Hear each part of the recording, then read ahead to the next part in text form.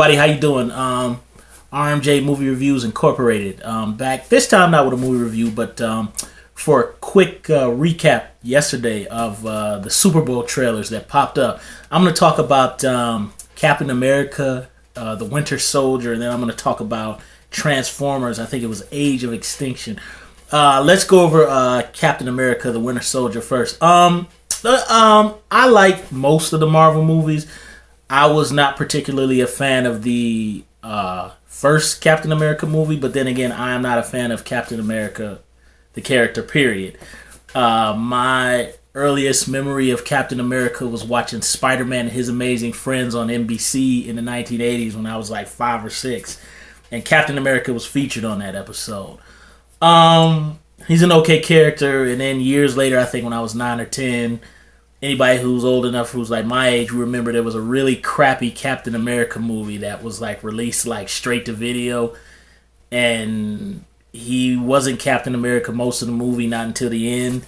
But I don't know, I was never a fan of the character. I wasn't a fan of the newest Marvel movie. At this point, I'm kind of worn out with Marvel movies. I still kind of stick them out. Thor, the first one was good, even though it's an imitation of Masters of the Universe from 1987 with Dolph Lundgren. At least the structure of the story is. But Thor was good. I love Spider-Man, the very, very first one way back in '02.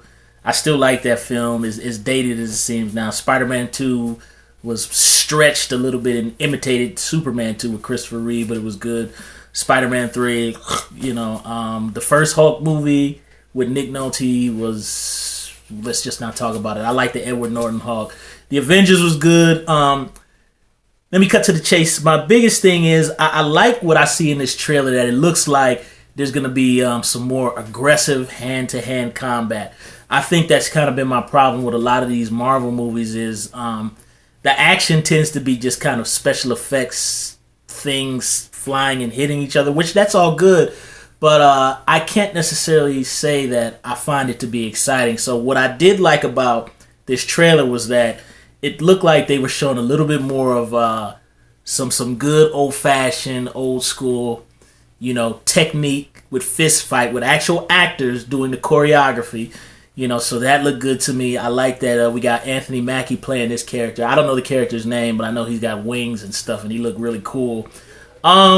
This story looks like it might have a little bit of danger, and the stakes might be a little bit higher, because I didn't particularly feel Red Skull, even though he was played by Hugo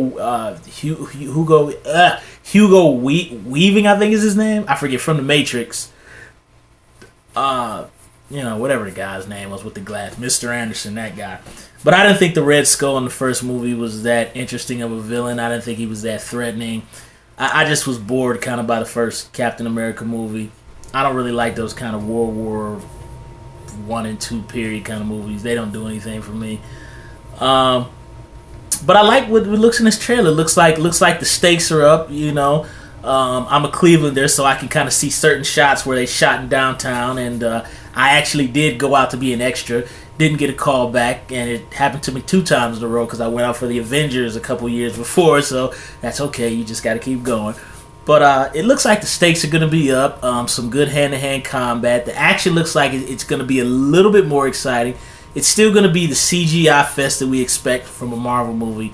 But I like that the danger aspect and the hand-to-hand combat aspect looks like that might be up a little bit, because I kind of felt the action in the first film was just kind of, it just was random. It didn't feel like it built, it just kind of like would start and stop and start and stop, and But I like the way this trailer is looking. I'm really hoping that the action is going to be like an adrenaline pumping thrill ride, and that's really, I haven't felt excited for most Marvel movies. I was excited when I saw the first Spider-Man back in '02, like when him and Green Goblin fought in that House of Fire and all that stuff. I thought that, or when Spider-Man was at the parade. I was really excited when I saw that. But then again, I think I was like 21 or 20, and maybe it's worn off because I'm 32 now. But I don't know. I just hope that it turns out to be an exciting, fun picture, and it gets my adrenaline pumping. Because as much as I love the Avengers, and as much as they balance the characters out, I didn't particularly find the action in the Avengers to be that exciting. Not until the Hulk came in. When the Hulk came in, I was like, this is good stuff. But it kind of, a lot of it was just Captain America like bouncing his shield, and I was just kind of like, come on, man, no really fist fights with actual men, and it looks like Winter Soldier is gonna have actual hand to hand with actual men and not CGI created creatures. So I like the way the trailer looks. I'm gonna go check it out. Not gonna hold my hopes too high, because I'm kind of worn out by Marvel movies, but I'm gonna go check it out. It looks like fun. Robert Redford's in it, Anthony Mackie's in it, Samuel L., the beautiful Scarlett Johansson is back again. Count me in. I'll go check it out. Now I'll move on to Transformers: Age of Extinction. Michael Bay, I loved the original Bad Boys. As flawed as that film is, I realized that Michael Bay was 28. I think Will was like 29, and Martin, I think they were all about late 20s when they made that film. So they really wanted to make a good, solid action picture. It was made on a low budget. It was well shot, beautiful cinematography, beautiful music.